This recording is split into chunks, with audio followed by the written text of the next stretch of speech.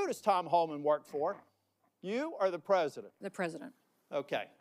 Why is that? Because I believe the president recognized that you weren't getting it done in Minneapolis, and you're putting us further away from pointing to this. We're beginning to get the American people to think that deporting people is wrong.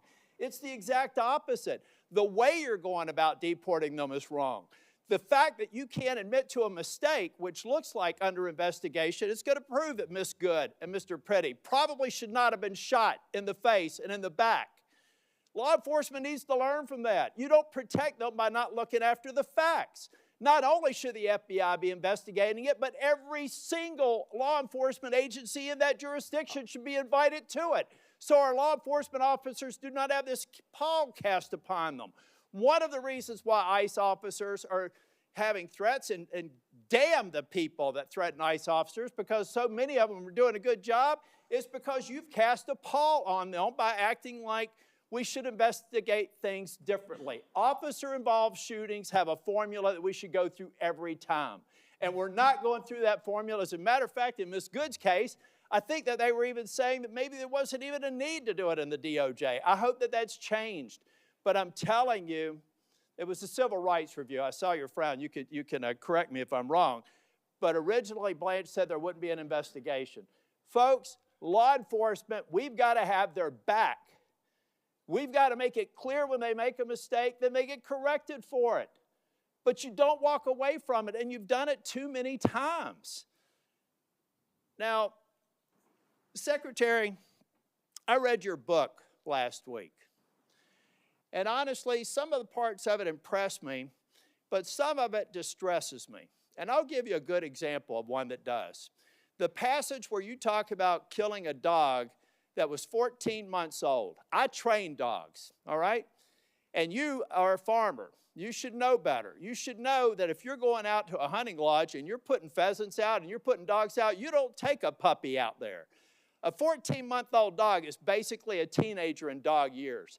You decided to kill that dog because you had not invested the appropriate time in training, and then you have the audacity to go into a book and say it's a leadership lesson about tough choices. It's in your book. We could play it if we had time. At that same lunch hour, you killed a goat.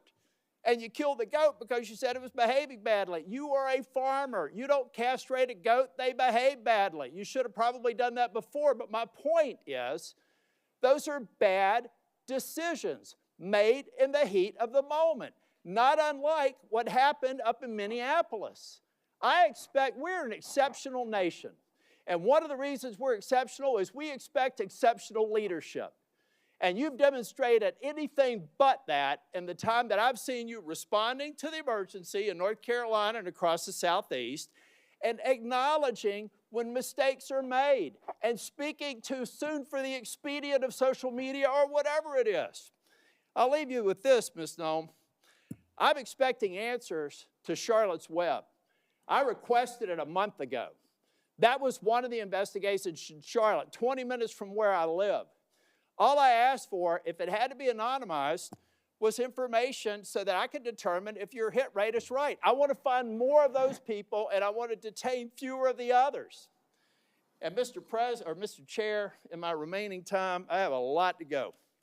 But I want to submit this letter from the Office of Inspector General that cites 10 different instances under Ms. Nome's leadership where they've been misled and not allowed to pursue investigations that they think are critically important.